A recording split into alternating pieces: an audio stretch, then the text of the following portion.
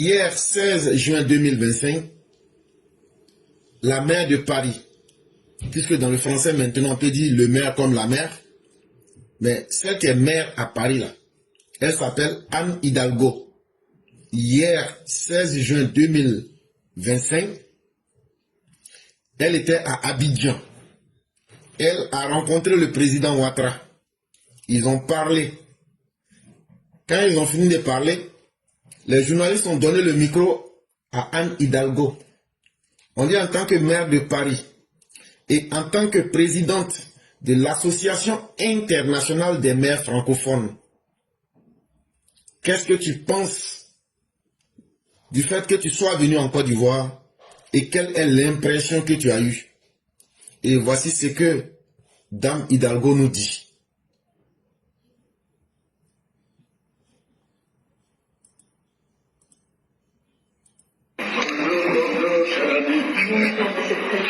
Quel bonheur de vous voir. C'est simplement un ange. C'est femme qui dit ça à garçon. Mais il y a d'autres en Côte d'Ivoire là, eux-mêmes là, ne me laissez pas dire. Hein. Mais elle dit si on met ça à côté même là, ça veut dire le charme en tant que personne humaine là, si on met ça à côté même là, le président Ouattara même là, elle dit, c'est qu'elle a la vue à Abidjan là. Elle est impressionnée par le travail du président Ouattara. Peut-être que c'est moi, je ne comprends pas français, hein, mais ce que je dis là, ceux qui comprennent français, pardonnez après, venez dire, tu as menti aux gens, et puis dites ce que vous pensez. Donc elle dit que le travail qu'elle a vu à Abidjan là, que ce n'est pas petit travail. Et qu'elle-même là, elle est impressionnée. Mais qui peut être impressionné par le travail? C'est celui qui travaille, c'est celui qui sait travailler, qui sait combien de fois il est difficile de travailler.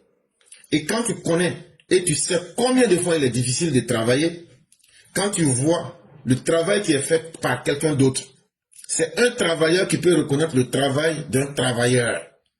Et donc là, ceux qui crient nuit et jour et qui sont en train de prendre leur rancœur et leur haine pour essayer de se satisfaire, ceux-là sont des bavards. Mais quand des travailleurs se rencontrent, c'est eux qui peuvent parler du travail. Mais quand des travailleurs se rencontrent et que parmi ces travailleurs-là, tout le monde convient à dire que celui-ci travaille, c'est-à-dire le président Ouattara, comme on le dit chez nous en Côte d'Ivoire, connaisseur connaît. Elle dit, le travail qui a été fait là, c'est pas petit boucan. Présidente de l'AIMF. Je n'oublie pas à quel point le président Alassane Ouattara a aussi accompagné la candidature de Paris aux Jeux Olympiques et Paralympiques. Il a été vraiment un des piliers en soutien de cette candidature. Mais au-delà de ça, nous avons ce travail au long cours avec le district d'Abidjan.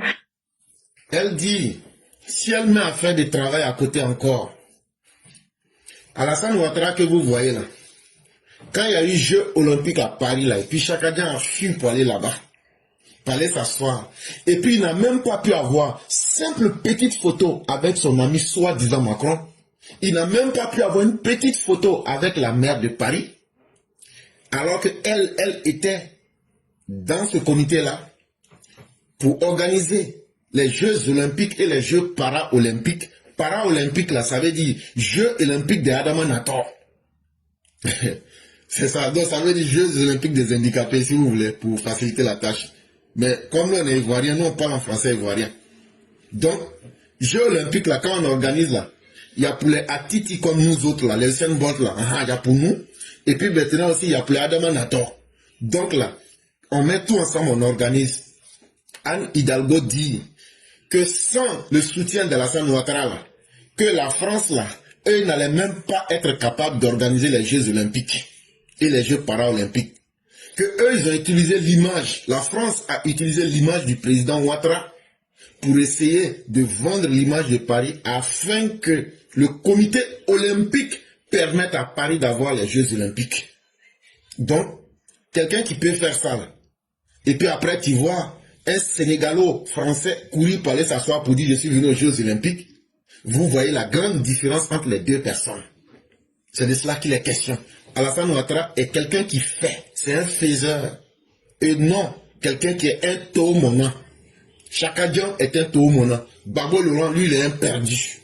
J'espère qu'on se comprend.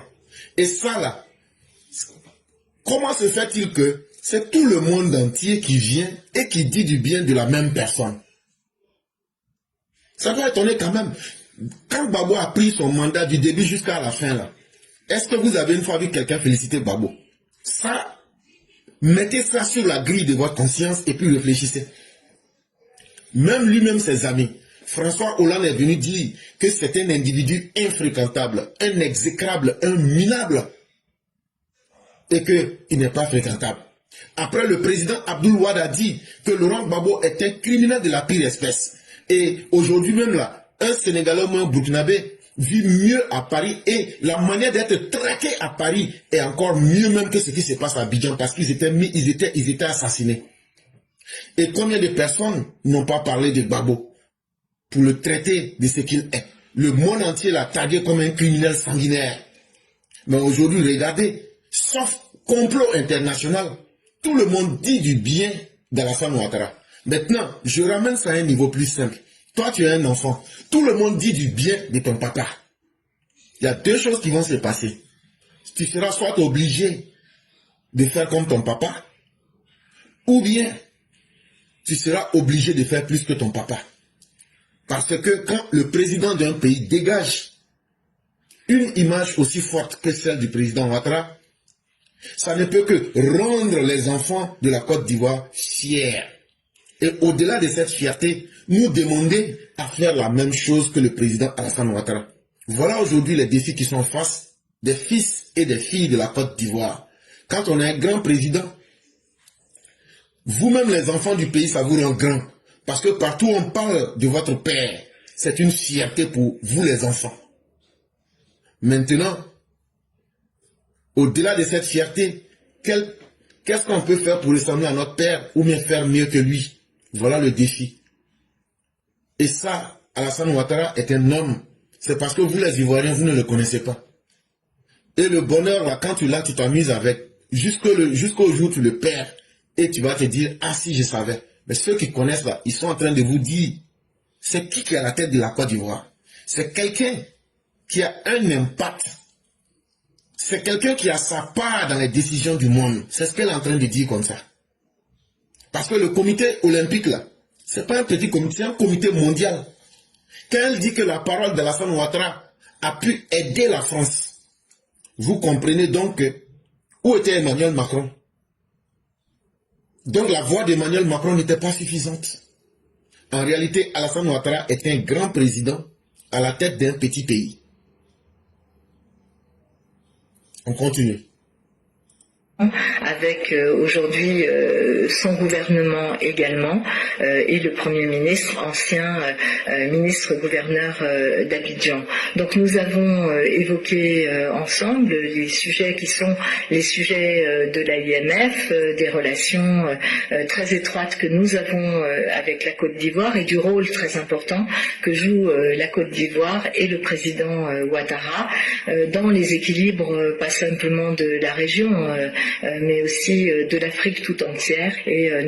Vous avez entendu, non? Elle dit, tout français qu'elle est en train de dire, là. Elle dit à Alassane Ouattara, là, c'est pas un petit quelqu'un. Avant lui, les gens de l'Union africaine sont venus vous dire, la semaine passée, que Alassane Ouattara, là, que c'est un stabilisateur de l'Afrique et de la sous-région. Elle est venue dire la même chose encore. Elle est venue, elle dit, que Alassane Ouattara, là, il n'est pas seulement quelqu'un qui arrive à stabiliser et à aider la sous-région, à aider l'Afrique, mais que c'est le monde entier même.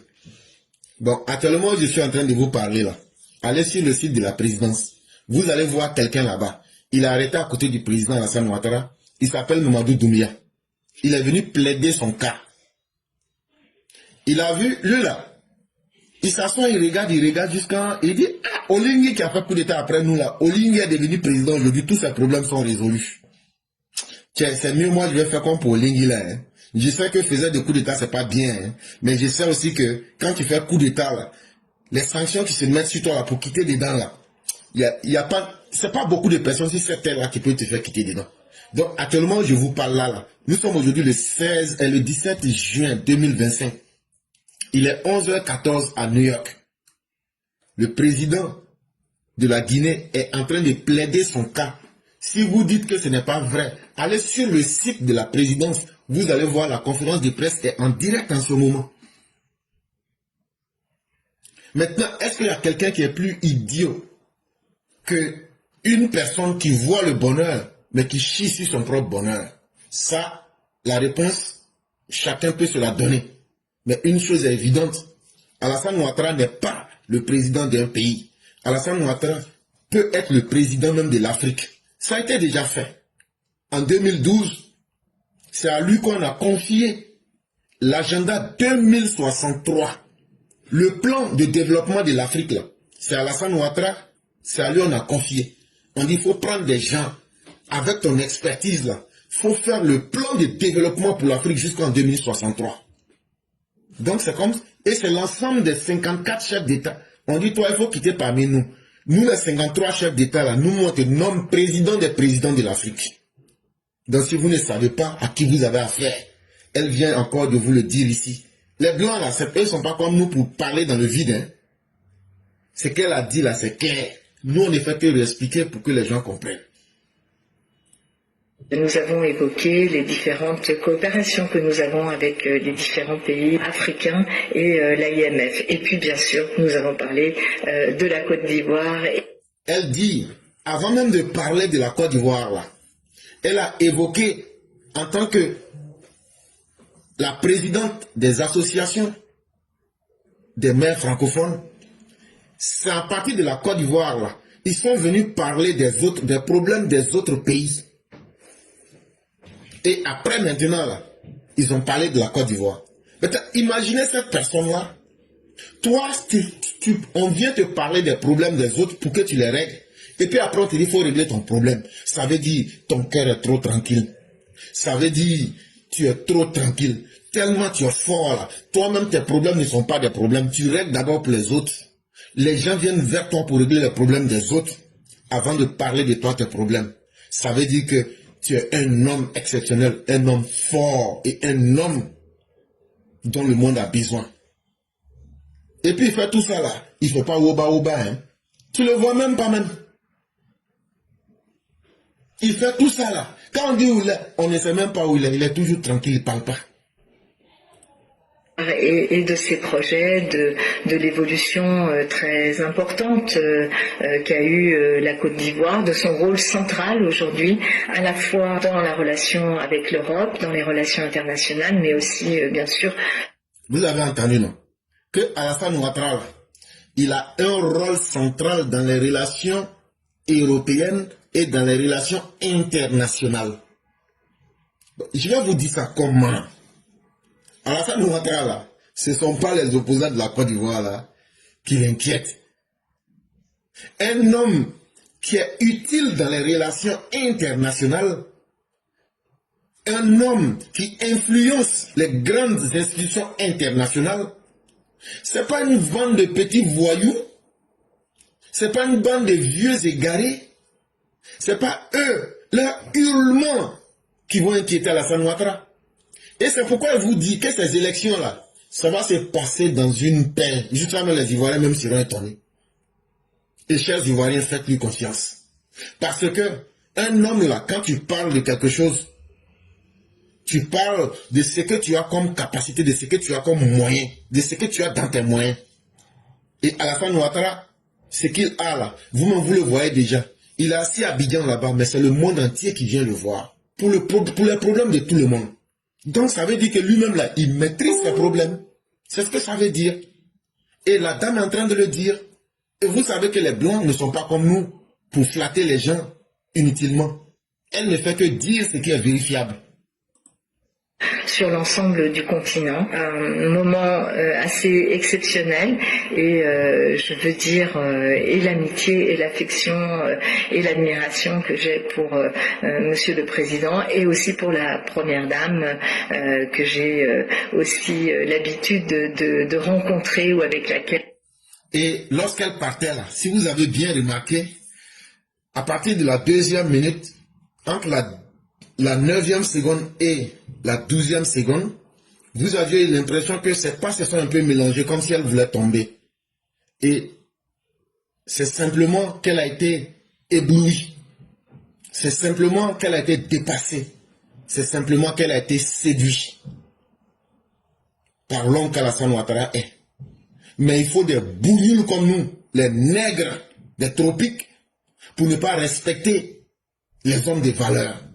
Et c'est une honte pour nous les Noirs de ne pas reconnaître la grandeur des grands hommes. Mais c'est totalement normal quand ce sont des enfants du matriarcat, des enfants qui ne connaissent même pas leur père, des enfants qui étaient des voleurs depuis qu'ils étaient petits comme Laurent Gbagbo.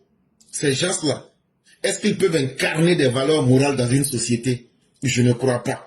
Et donc, être capable de reconnaître les grands hommes, il faut que toi-même tu cherches à être un grand homme, ou bien même que tu aspires à être dans la grandeur pour reconnaître les grands hommes. Avec lesquels j'échange aussi régulièrement.